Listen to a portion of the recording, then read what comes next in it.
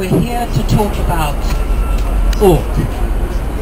Orc is one of the characters in Blake's pantheon of psychological figures and gods. Now, William Blake was born in 1757, and he was born into a century of revolution. There was the American Revolution that led up to the War of Independence, the French Revolution. There was the beginnings of the Industrial Revolution, and there was the beginnings of the change to a strongly capitalist society. Now, William Blake,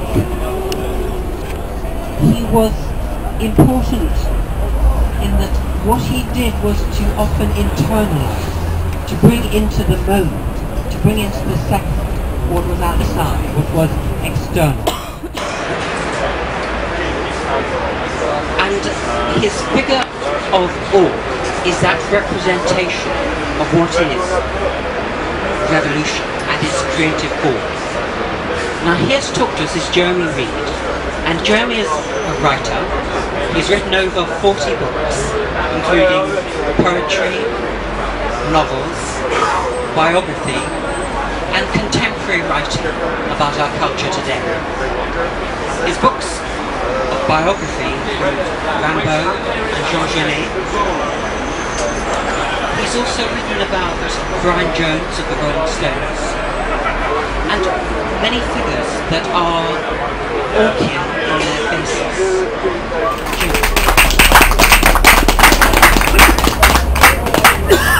Hello. So I think what Tim was saying to you about internalized revolution finally becoming a physicalized reality is why we're here today.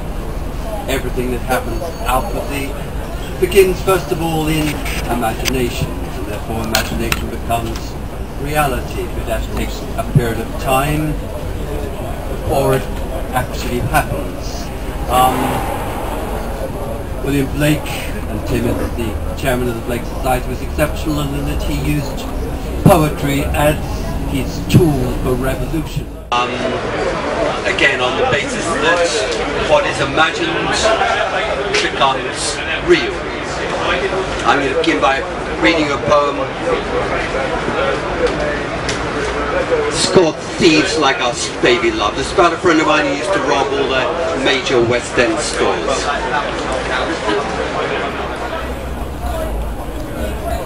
A trashy compensation theft. I meet you on Great Marlborough Street, post-liberty, post-Selfridges, the grandiose faux mansions that you rob for kicks. Oh yeah. Removing building blocks like bringing down a pyramid by keyhole surgery. You do it singing Baby Love up high.